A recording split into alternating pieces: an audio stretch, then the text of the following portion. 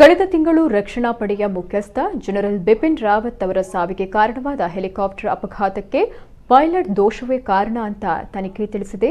ಬಿಪಿನ್ ರಾವತ್ ಅವರ ಪತ್ನಿ ಮಧುಲಿಕಾ ಮತ್ತು ಇತರ 12 ಸಶಸ್ತ್ರ ಪಡೆಗಳ ಸಿಬ್ಬಂದಿ ಸಂಚರಿಸ್ತಾ ಇದ್ದ ಹೆಲಿಕಾಪ್ಟರ್ ತಮಿಳುನಾಡಿನ ಕೊಯಮತ್ತೂರು ಬಳಿ ಪತನಗೊಂಡಿತ್ತು. ದೇಶವನ್ನೇ ಬೆಚ್ಚಿ ಬೀಳಿಸಿದ್ದ ಈ ದುರಂತದ ಕುರಿತು ತ್ರಿಸೇವಾ ತನಿಖೆಗೆ ಆದೇಶಿಸಲಾಗಿತ್ತು. ಅದರಂತೆ ಭೂಸೇನೆ, ವಾಯುಸೇನೆ ಹಾಗೂ ನೌಕಾಸೇನೆ ಅಧಿಕಾರಿಗಳು ಪ್ರತ್ಯೇಕ ತನಿಖೆಯನ್ನ ಕೈಗೊಂಡಿದ್ರು.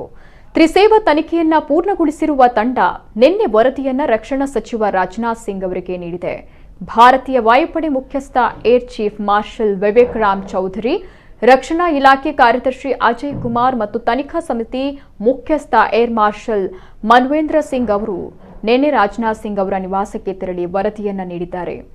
ಸದ್ಯ ಹೊರಬಂದಿರುವ ಮಾಹಿತಿ ಪ್ರಕಾರ ಪ್ರತಿಕೂಲ ವಾತಾವರಣವನ್ನ ನಿಭಾಯಿಸಲು ಸಾಧ್ಯವಾಗದೆ ಪೈಲಟ್ ಎಡವಿದ್ದಾರೆ ಅಂತ ಹೇಳಲಾಗ್ತಿದೆ.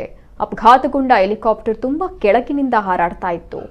ಅಲ್ಲಿ ಕಾಣ್ತಾ ಇದ್ದ ರೈಲ್ವೆ ಹಳಿಯನ್ನ ಅನುಸರಿಸಿ ಮೇಲೆ ಹಾರ್ತಿತ್ತು. ಆದರೆ ಹೆಲಿಕಾಪ್ಟರ್ ಹಾದು ಹೋಗ್ತಿದ್ದ ದಾರಿಯಲ್ಲಿ ಒಮ್ಮೆಲೆ ಮೋಡದ ಹೊದಿಕೆ ಎದುರು ಬಂದಿದ್ರಿಂದ ಅದನ್ನು ತಪ್ಪಿಸಲು ಹೆಲಿಕಾಪ್ಟರ್ ಪೈಲಟ್ಗಳು ಪ್ರಯತ್ನ ಪಟ್ಟರು. ಇದೇ ಅಪಘಾತಕ್ಕೆ ಕಾರಣ ಅಂತ ಮೂಲಗಳು ತಿಳಿಸಿವೆ.